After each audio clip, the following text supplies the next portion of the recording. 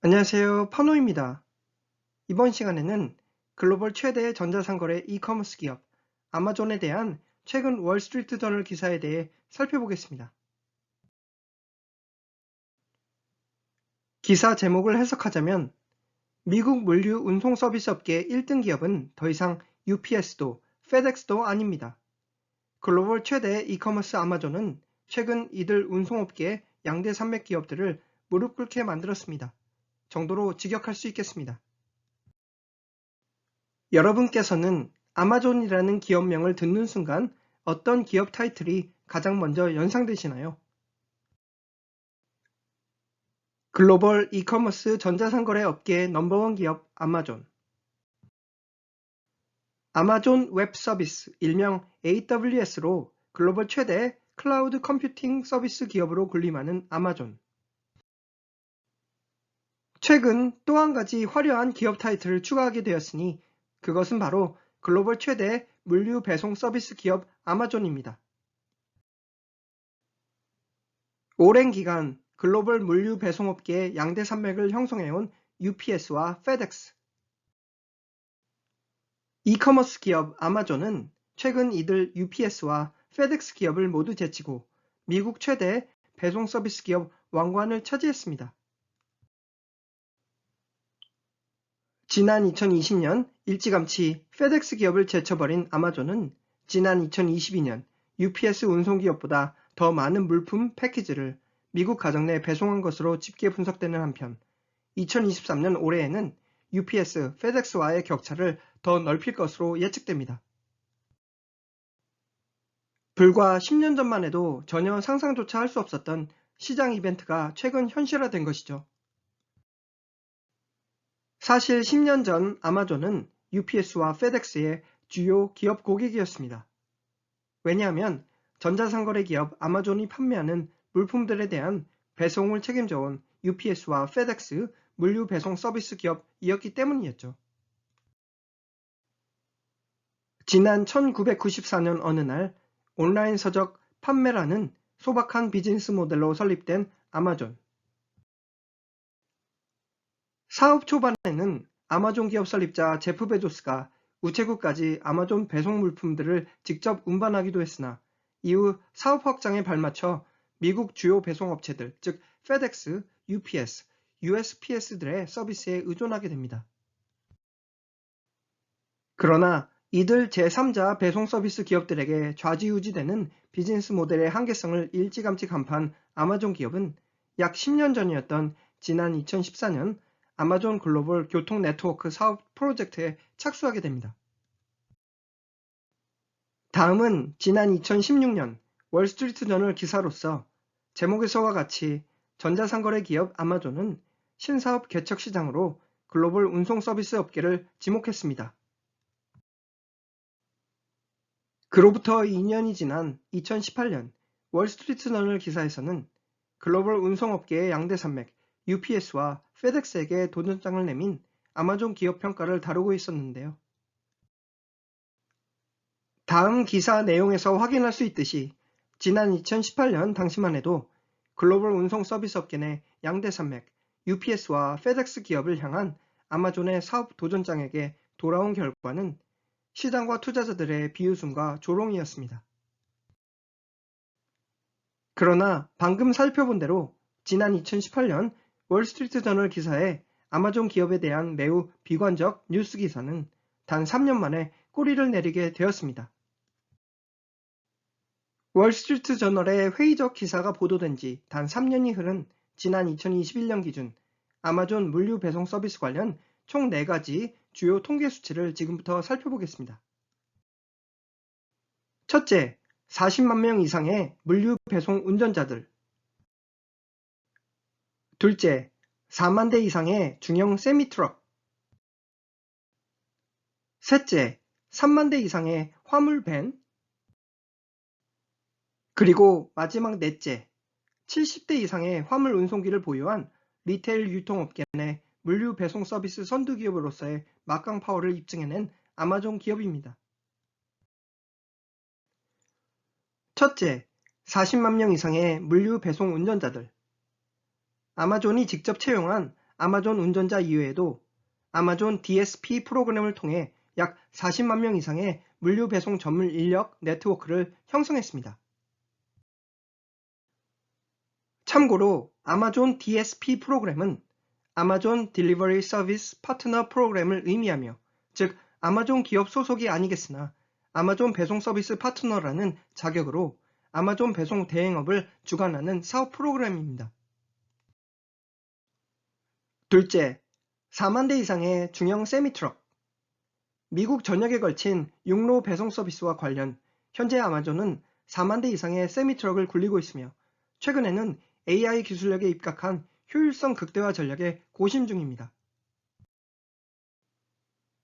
오랜 기간 축적된 물류 배송 관련 빅데이터와 컴퓨터 알고리즘 모델을 통해 일부 아마존 세미트럭들 중 비효율적 세미트럭들, 즉 화물트럭 전체 공간 중 약 25% 수준만을 채운 빈 화물 공간을 방치한 채 운행하는 비효율적 세미트럭들을 분류, 이들의 운행 경로에 사업 기반을 둔 다른 아마존 또는 비아마존 회원들과의 추가적 사업 연계성 구축을 통해 풀 캐파 수준, 즉 빈 공간 없이 트럭 내 화물 선적 공간을 100% 꽉 채운 수준의 효율성 극대화 아마존 세미트럭 네트워크 구축에 매진 중입니다.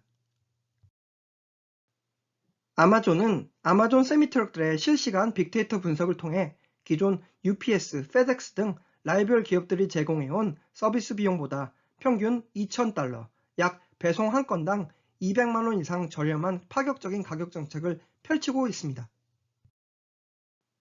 셋째, 3만 대 이상의 화물 밴.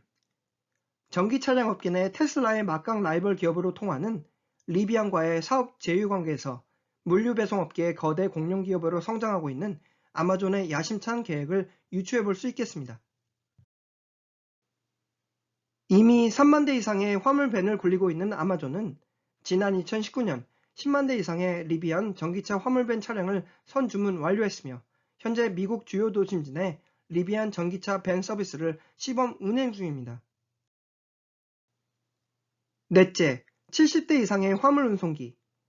70대 이상의 화물 운송기를 굴리고 있는 아마존은 전략적 M&A 및 자체 서비스 확장 전략 모든 분야에서 활발한 사업 전략을 추진 중입니다. 이미 자체 항공 물류 서비스 아마존 프라임 에어로 왕성한 항공 물류 배송 서비스를 제공하고 있는 아마존은 지난 2021년 3월에는 미국 항공 운송업계 내 항공기 임대 서비스 기업 에어 트랜스포트 서비스 그룹에 대한 지분 확대를 결정, 지난 2016년 3월에 10% 지분을 최근 19.5%까지 늘린 것으로 전해지고 있습니다. 물론 다음 차트에서와 같이 2021년 기준 항공기 보유 측면에서 여전히 아마존의 70대 수준은 업계의 대표 라이벌 기업들로 분류되는 페덱스의 680대 항공기와 UPS의 576대 항공기 수준에 훨씬 못 미치는 수준이겠습니다. 그러나 오는 2028년까지 아마존 프라임 에어가 보유하게 될 화물 운송 기수는 200대 이상 늘어날 것이라는 시장의 분석입니다. 지금까지 살펴본 총 4가지 주요 통계 수치를 통해서 지난 2021년 이미 리테일 유통업계 내 물류 배송 서비스 선두 기업으로서의 막강 파워를 입증해낸 아마존 기업은 결국 2023년 현재 UPS와 FedEx 기업을 모두 무릎 꿇게 만들게 되었는데요. 다음 차트는 아마존과 UPS, FedEx 기업 간 실적 지표를 비교한 그래프입니다. 지난 2023년 10월 기준 전자상거래 이커머스 기업 아마존은 이미 미국에서 48억 개 이상의 물류 패키지를 배송했으며 내부 예측에 따르면 올해 말까지 약 59억 개 이상의 물류 패키지를 배송할 것으로 예측, 이는 지난해 52억 개 패키지 배송 수준보다 14% 성장률을 의미합니다. 반면에 UPS의 2023년 9월 기준 누적 물류 패키지 배송량은 34억 개로 집계되는 한편 지난해 세웠던 53억 개의 배송 수준을 능가할 수 있는 가능성은 매우 희박합니다. 페덱스 기업 역시 2023년 한 해 미국 배송량은 약 30억 개 수준에 머물 것이라는 비관적 사업 실적을 제시한 바 있겠습니다. 아마존에게 미국 내 물류 배송 서비스 업계 1위 자리를 빼앗긴 UPS와 FedEx 기업이겠으나 현재 아마존 기업에 대한 사업 관계 역시 매우 극명히 대조되는 모습을 보여주고 있는데요. FedEx는 지난 2019년에 이미 아마존과의 사업 파트너십을 철회 결정하면서 현재 적대적 대립 관계로 전환한 반면에 아마존은 여전히 UPS 기업 전체 수익의 약 11%를 기여하는 등 아마존과 UPS는 여전히 우호적 사업 파트너 관계를 유지 중입니다. 이처럼 물류 배송 서비스 업계 내 아마존 기업의 폭발적 성장력에 대한 청신호 근거는 무엇일까요? 바로 아마존 기업의 양호한 잉여 현금 흐름 창출력과 이를 기반으로 한 물류 배송 인프라 구축을 향한 공격적 설비 투자 전략으로 종합됩니다. 다음 테이블은 야후 금융 웹사이트가 제공한 최근 기업 실적 지표를 요약 정리한 것입니다.